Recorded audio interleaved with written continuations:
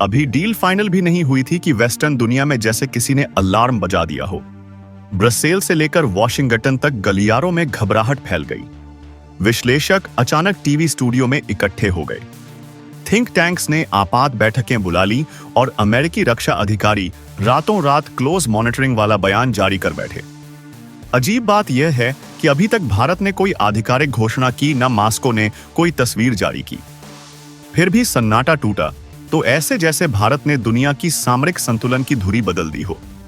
पिछली शाम बस एक खबर आई कि भारतीय वायुसेना रूस के शीर्ष स्तरीय स्टील फाइटर सुखोई 57 की खरीद पर अंतिम निर्णय के करीब है और तभी से माहौल बदल चुका है। व्हाइट हाउस के गलियारों में फुसफुसाहट है कि यह गेम चेंजर डील अमेरिकी रणनीति को चुनौती दे सकती है। वहीं यूरोप चिंतित है कि पश्चिमी प्रभुत्व का आखिरी सहारा एशिया में भी कमजोर पड़ रहा है। सुरक्षा विशेषज्ञ चेतावनी दे रहे हैं कि भारत रूस की तरफ झुक रहा है और कुछ धमकी भरे अंदाज में कह रहे हैं कि ऐसा कदम परिणामों से खाली नहीं होगा। दिलचस्प यह है कि भारत खामोश नहीं है। यही खामोशी खेल को और गहरा कर रही है। मीडिया रिपोर्टर्स कहती हैं कि बैठकें हो चुकी हैं, तकनीकी आकलन पूरे हो चुके हैं और सिर्फ अंतिम मंजूरी बाकी है। मगर यह मंजूरी कब आएगी कोई नहीं जानता। क्या भारत वाकई कोई बड़ा दांव खेलने जा रहा है या यह सब रणनीतिक धुंध है जिससे अंतरराष्ट्रीय ताकतें भारत का मिजाज आज परख सकें? रूसी सूत्र दावा कर रहे हैं कि बातचीत बहुत सकारात्मक है, लेकिन भारतीय अधिकारियों के चेहरे पर वही पुराना राजनयिक संतुलन, न उत्साह प्रकट न इनकार। इस बीच पश्चिमी मीडिया बार बार याद दिला रहा है कि यह सौदा भारत को अमेरिकी कैंप से दूर ले जा सकता है। सिस्टम्स पर निर्भरता, जियोपॉलिटिकल वादे और सैन्य सहयोग सब कुछ दांव पर लग सकता है। फिर भी एक सवाल हवा में तैर रहा है। क्या भारत वास्तव में वैश्विक दबावों से बेपरवाह होकर अपनी सुरक्षा रणनीति लिखने जा रहा है, या कहीं यह समझदारी भरा मौन किसी और भी बड़े मोड़ की तैयारी तो नहीं? समय बताता है कि कई बार सबसे ताकतवर बयान शब्दों में नहीं, सन्नाटे में छुपे होते हैं। और आज भारत का यह सन्नाटा दुनिया भर की सुपर पावर्स में बेचैनी पैदा किए बैठा है। शायद फैसला बहुत पास है, या शायद दुनिया सिर्फ भारत की रणनीतिक चुप्पी के जाल में उलझ चुकी है।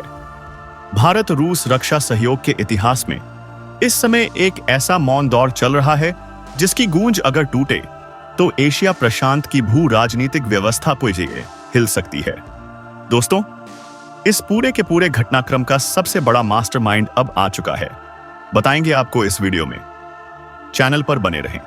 वीडियो को लाइक और चैनल को अगर अभी तक आपने सब्सक्राइब नहीं किया तो चैनल को सब्सक्राइब कर लें और बेल आइकन को जरूर दबा लीजिएगा ताकि इससे जुड़ी खबर अपडेट आप तक सबसे पहले पहुंचती रहे। और हां दोस्तों, चैनल पर आगे बढ़ने से पहले आप देश के किस जगह, किस कोने से बैठकर के यह वीडियो देख रहे हैं, इसे लिखना बिल्कुल भी मत भूलिएगा। और अगर आप भारत की इस कूटनीतिक क्षमता और भारत की तरफ से लगातार किए जा रहे प्रयासों को लेकर के आप सच में देशवासी मानते हैं तो कम से कम कमेंट बॉक्स में भारत के लिए एक जय हिंद जरूर लिखिएगा। दोस्तों, अब देरी ना करते हुए असल मुद्दे पर आते हैं। हवा में तैरती खबरें, राजनयिक गलियारों में फुसफुसाहटें और सैन्य विश्लेषकों की तेज होती धड़कनें सब संकेत दे रहे हैं कि भारत अपनी वायुसेना के भविष्य का सबसे बड़ा निर्णय लेने के कगार पर है।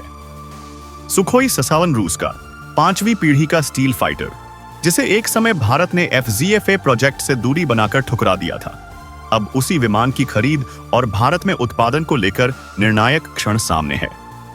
बताते हैं, प्रधानमंत्री के उच्च स्तरीय सुरक्षा सलाहकार समूह और सैन्य नेतृत्व ने जो प्रारंभिक रिपोर्ट तैयार की है उसमें स्पष्ट सुझाव है।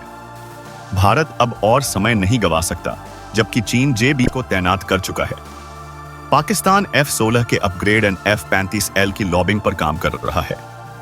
ऐसे में भारत को सिर्फ प्रतिस्पर्धा ही नहीं बल्कि हवाई वर्चस्व हासिल करना है, और यही वह क्षण है जिसने भारतीय आकाश को बेचैनी में डुबो दिया है।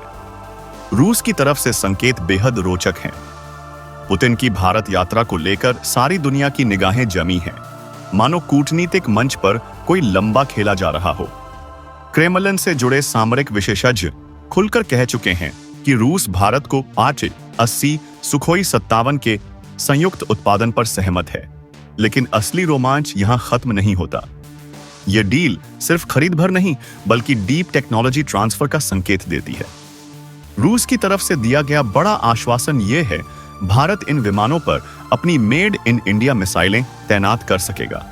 ब्रह्मोस एनजी अस्त्र Mi-2 और भविष्य के स्वदेशी लेजर आधारित सिस्टम, अगर इनका संगम सुखोई 57 से होता है तो भारत के शत्रुओं के लिए यह हवा में चलता हुआ तेज अदृश्य दंड बन जाएगा। जैसे जैसे यह जानकारी रणनीतिक हलकों में फैल रही है, तनाव भी उसी अनुपात में बढ़ रहा है। भारत के भीतर भी कई मत उठ रहे हैं। एक वर्ग कहता है यह भविष्य की अनिवार्यता है, दूसरा वर्ग पुरानी FZFA की कड़वी यादों का हवाला देता है। लेकिन इस बार अलग बात है। रूस सिर्फ विमान नहीं दे रहा बल्कि अपने सबसे इंजन AL-51 की पेशकश भी कर रहा है। पर सैन्य इंजन तकनीक 20 ही रहस्य है जिसे देश बिना दबाव और भरोसे के कभी नहीं खोलते, और रूस ने जैसे अपनी मुट्ठी खोल दी हो। 170 किल न्यूटन की ध्वंसकारी शक्ति, जो रिपोर्ट्स के अनुसार अमेरिका के F-2 में लगे प्रट विटनी F-119 इंजन से भी अधिक बताई जा रही है।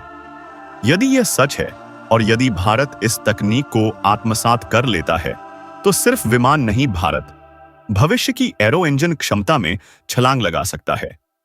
वही क्षमता जो दशकों से भारत के वैज्ञानिकों के लिए चुनौती बनी हुई है। तो आखिर रूस इतना उदार क्यों दिख रहा है? यहां कहानी में परतें और गहरी हो जाती हैं। रूस यूक्रेन संघर्ष में पश्चिमी दुनिया से अपने ऐतिहासिक टकराव के चरम पर है।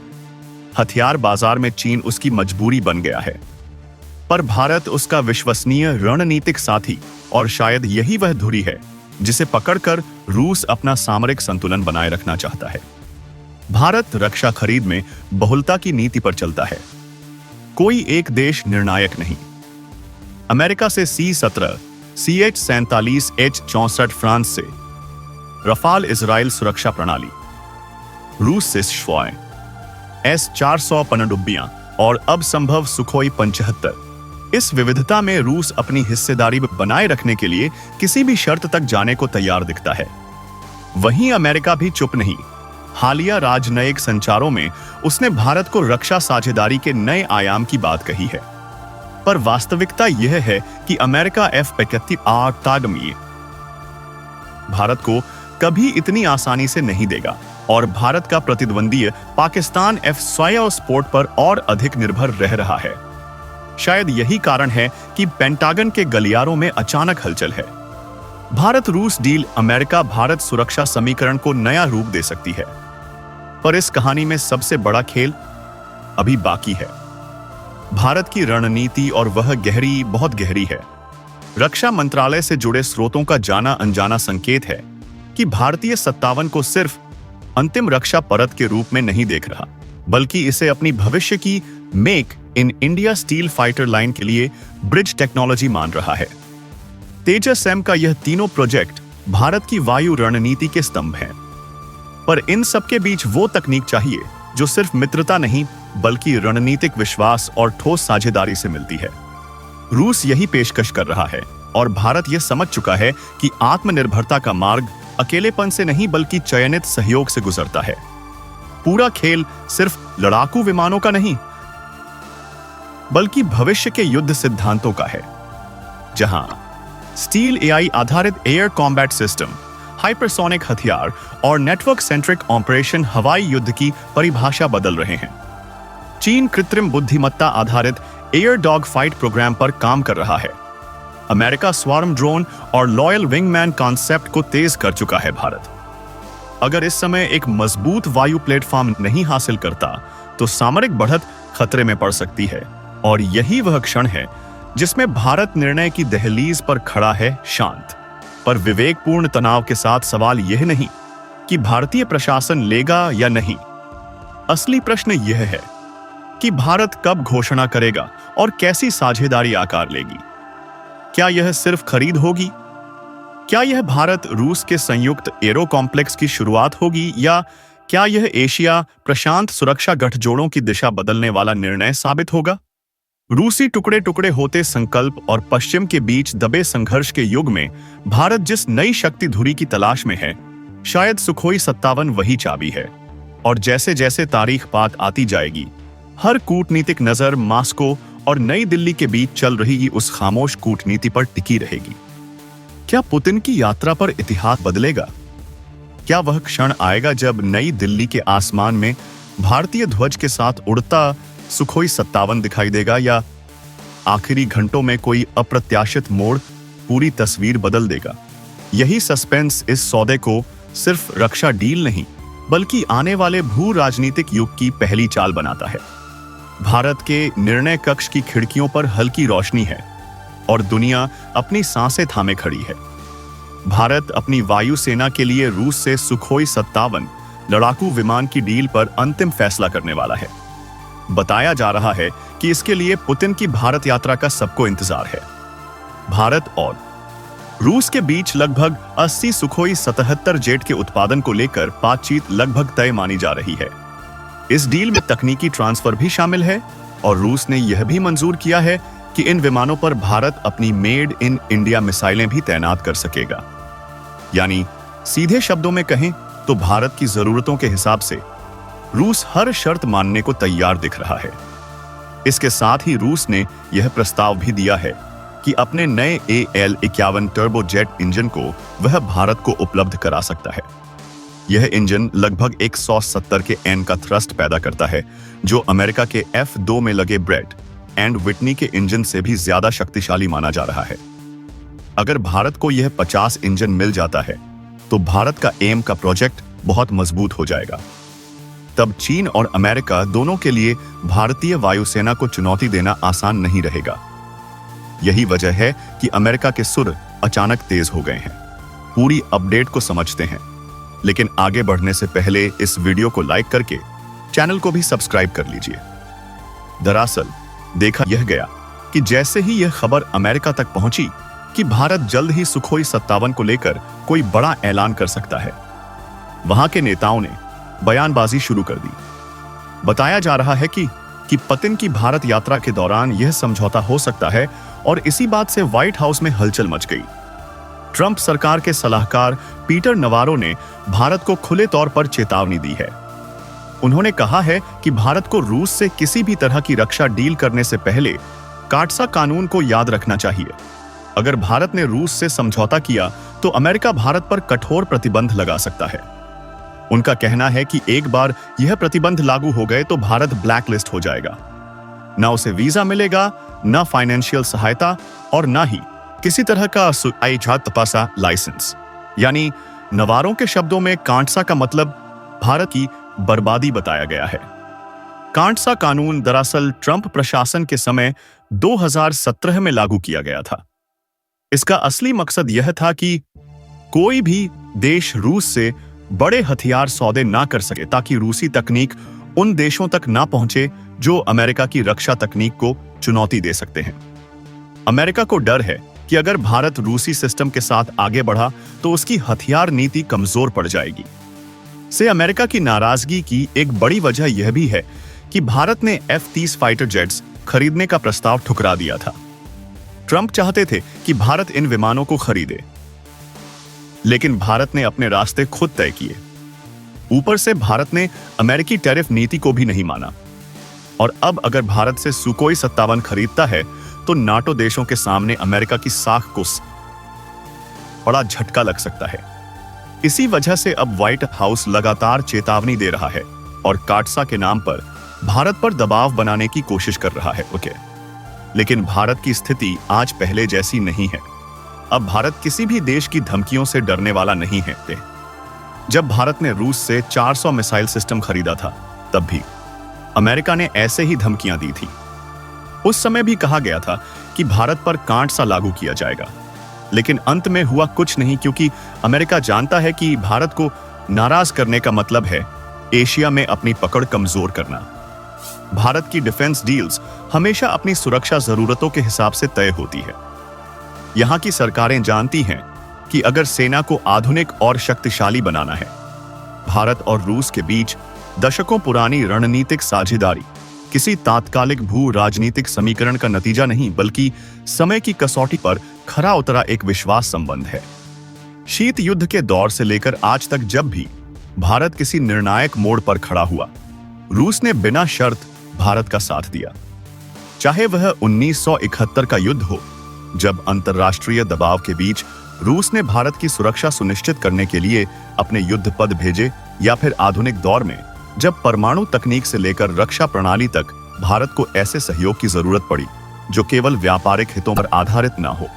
इसके विपरीत अमेरिका की नीतियां अक्सर अवसरवादी और अपने सामरिक आर्थिक स्वार्थों से प्रेरित रही हैं। कभी व्यापार के नाम पर भारत पर शुल्क और प्रतिबंधों का दबाव, कभी सुरक्षा साझेदारी के नाम पर तकनीकी सीमाएं, और कभी मानवाधिकार या लोकतंत्र जैसे मुद्दों को राजनीतिक औजार के रूप में इस्तेमाल करना। इन सब ने भारत को यह समझा दिया है कि वॉशिंगटन के साथ संबंध उपयोगिता आधारित है, विश्वास आधारित नहीं। लेकिन आज का भारत बदल चुका है।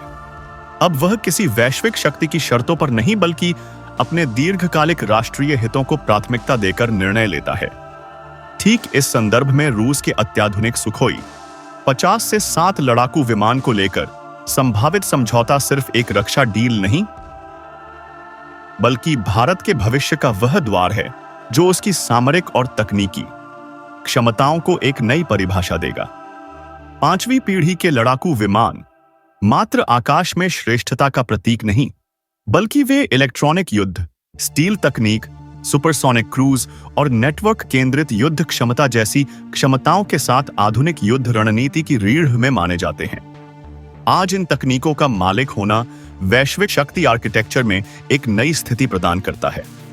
और यदि भारत इस तकनीक का निर्माण और एकीकृत उत्पादन करता है, तो वह केवल उपयोगकर्ता नहीं, बल्कि सोर्स नेशन बन जाएगा।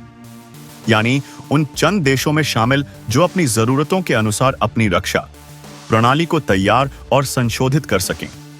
यह आत्मनिर्भर भारत की रक्षा अवधारणा का वास्तविक और प्रभावी रूप होगा, जिस पर दशकों से काम हो रहा है।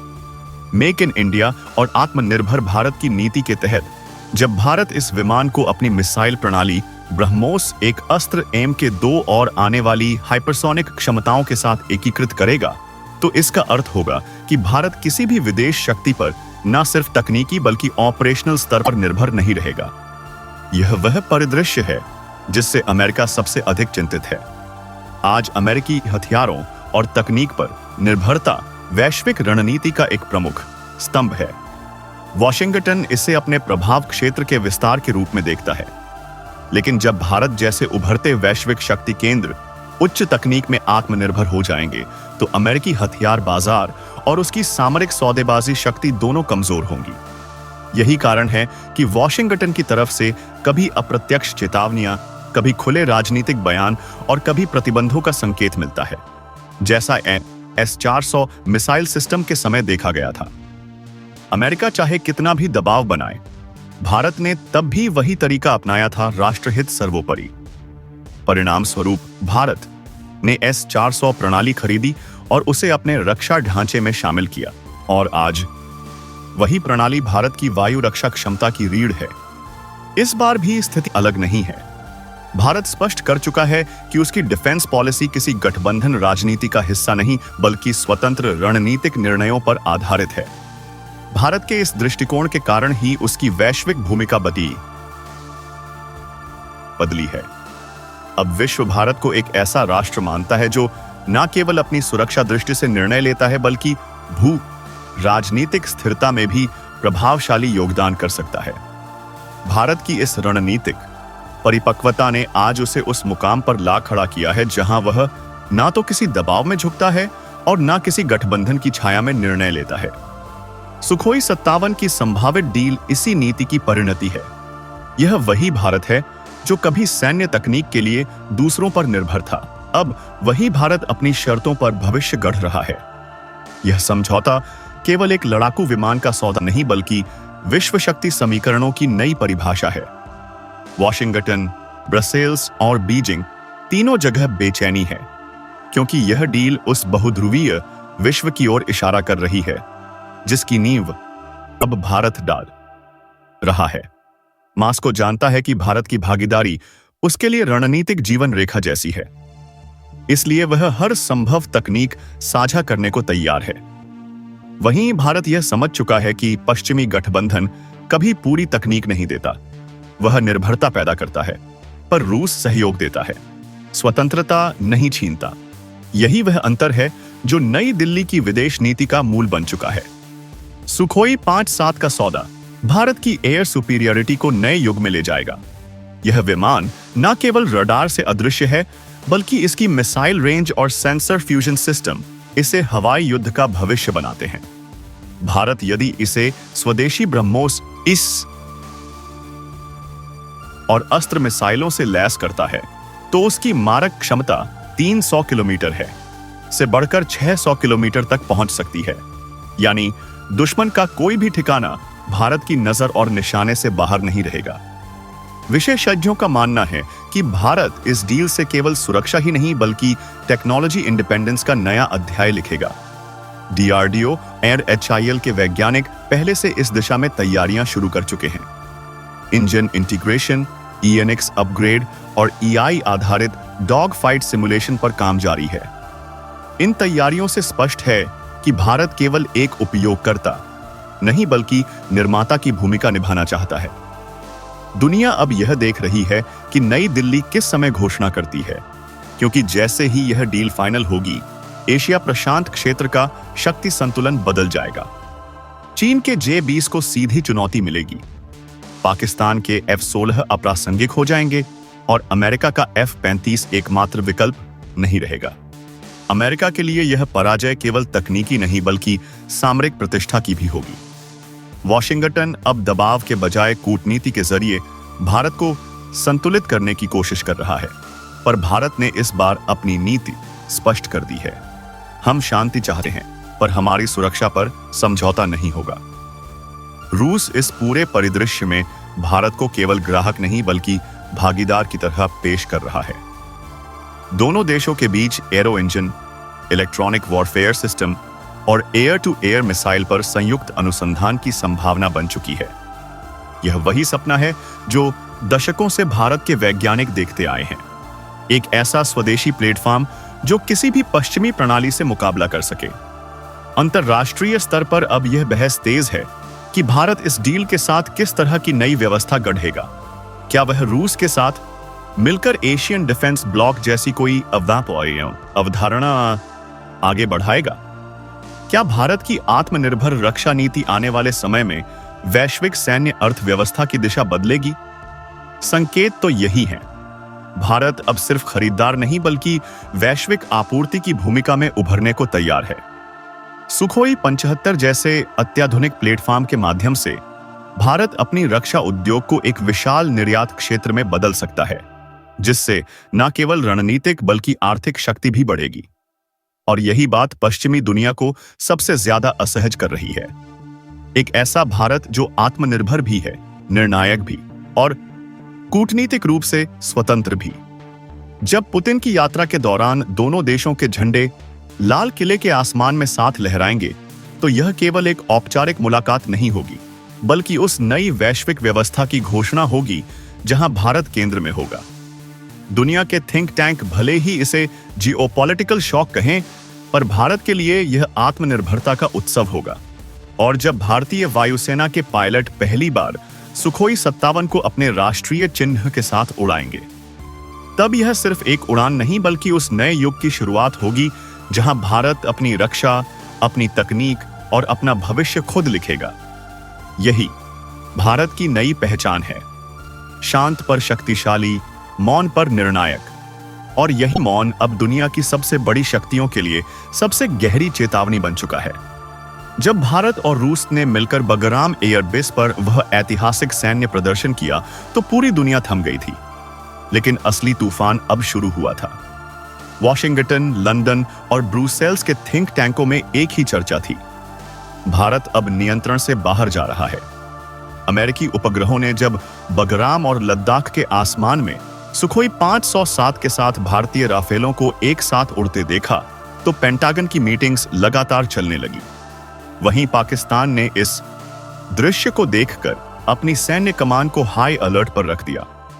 इस बार पाकिस्तान को यह डर नहीं था कि भारत केवल उसकी सीमाओं पर हमला करेगा, बल्कि यह कि भारत अब रणनीतिक रूप से उसकी पूरी हवाई सुरक्षा को निष्क्रिय कर सकता है।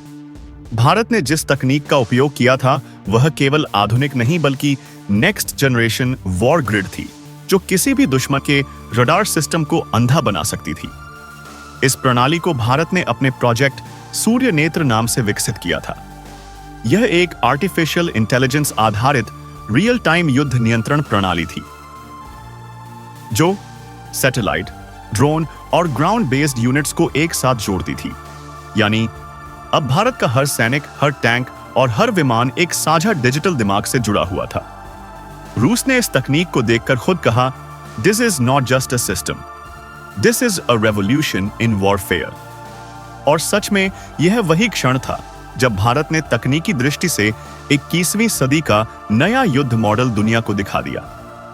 लेकिन यह सब देखकर पश्चिमी खेमे में बेचैनी बढ़ गई। नाटो ने इस कदम को सीधा स्ट्रेटेजिक डिसरप्शन कहा, यानी भारत का यह तकनीकी कदम वैश्विक शक्ति संतुलन को तोड़ सकता है। अमेरिका ने तुरंत अपने शीर्ष सुरक्षा सलाहकारों की बैठक बुलाई। CIA, NSA और MI6 के बीच गुप्त चर्चाएं शुरू हो गईं। मीडिया में यह खबर फैलाई गई कि भारत और रूस की यह साझेदारी क्षेत्रीय अस्थिरता पैदा कर सकती है। पर असल में पश्चिम को जो सबसे ज्यादा डर था वह यह कि भारत अब किसी की अनुमति से नहीं, अपनी इच्छा से शक्ति प्रयोग कर रहा था। भारत की विदेश नीति अब प्रतिक्रिया नहीं बल्कि निर्देशन बन चुकी थी। यह वही परिवर्तन था जिसकी नींव पिछले दशक में रखी गई थी। आत्मनिर्भर भारत रक्षा में मेक इन इंडिया और तकनीकी नवाचार की क्रांति। अब यह सब मिलकर एक स्वतंत्र शक्ति का स्वरूप ले चुका था। भारत ने इस शक्ति का इस्तेमाल सीधा युद्ध में नहीं बल्कि रणनीतिक संदेश देने के लिए किया।